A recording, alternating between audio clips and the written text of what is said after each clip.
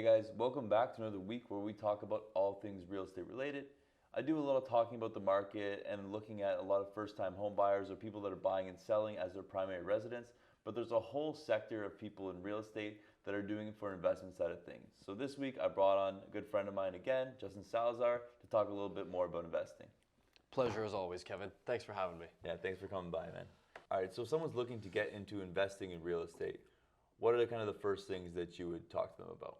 So the first thing I would say is, what is your idea of investing in real estate and what kind of asset are you looking to own, right? So as you know, we do a lot of multifamily and development land, but there's also commercial where, we're talking office buildings, retail plazas and stuff like that. And there's a whole kind of other side of returns. The returns are different in that sector versus multifamily versus if you're going to buy a single family home or a townhome and rent it out and whatever. So the first thing I would ask is, what's your idea of it?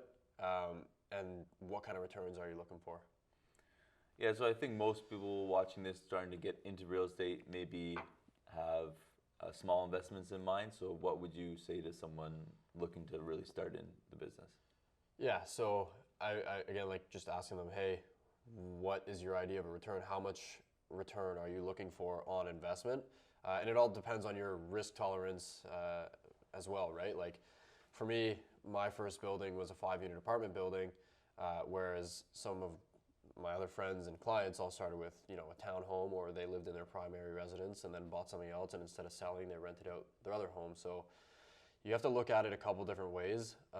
Typically, when you're buying more units, you have a little bit more of a return and less vacancy, whereas if you're renting out a townhome, well, you only have that one townhome, so if someone leaves, you're kind of shit out of luck, right? So what would a good return be if they're looking at what they're looking for a return? What should they be looking for? How are they evaluating a good deal? Yeah, so it all depends on your strategy. Are you looking to buy something that's really run down, renovate it, get the rents up, and pull some equity out? Or are you looking for something that's going to be, quote unquote, headache free, something like a new build apartment building, right? So typically with new builds, your cap rate, so your cash flow, I guess each year is going to be different.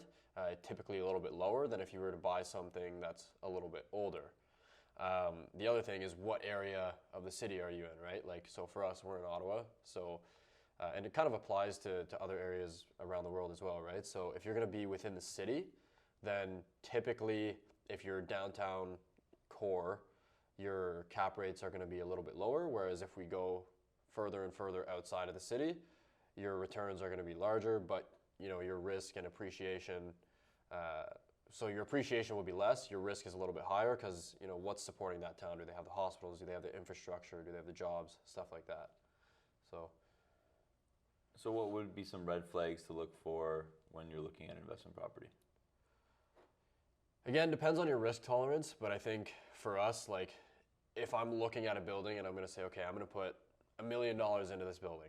Well, is it going to cash flow? Is it going to support itself? If not, how much in the red am I going to be each month? And do I have the cash reserves to kind of keep that up? And then what's my return going to be once I stabilize the building? And how long is that going to take me?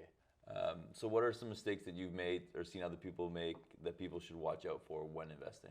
Yeah, so I think the biggest mistake I see is people, when they're looking at an MLS listing, they have an agent or some person advising them that doesn't really know what they're doing, or they're not well versed in the space. So they kind of take those numbers and they say, okay, these are good to go. But you really have to dive into like the nitty gritty of it. So you have to look at all the bills, utility bills, right? So heat, hydro, water, all that stuff. And then look at the average repairs and maintenance as well, because the way the bank is going to underwrite it is going to be sort of their average, whereas the owner might actually be spending, 30, 40 grand a year on repairs and maintenance. So I would say take a look at the numbers. The numbers never lie, and find out too, are tenants actually paying their rent, or are they kind of hiding it and the owners, paying them or giving them rent concessions during the sale so that the sale goes smoothly and everything looks as it appears, but it's not actually the case, right? So that happened to us on a couple buildings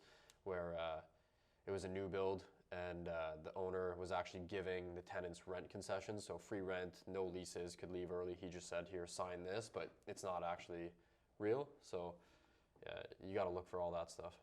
Mm-hmm. And what other, speaking of tenants, what other kind of issues arise with tenants? Not paying, as specifically in Ontario, it's very difficult to get someone out, even if they're not paying.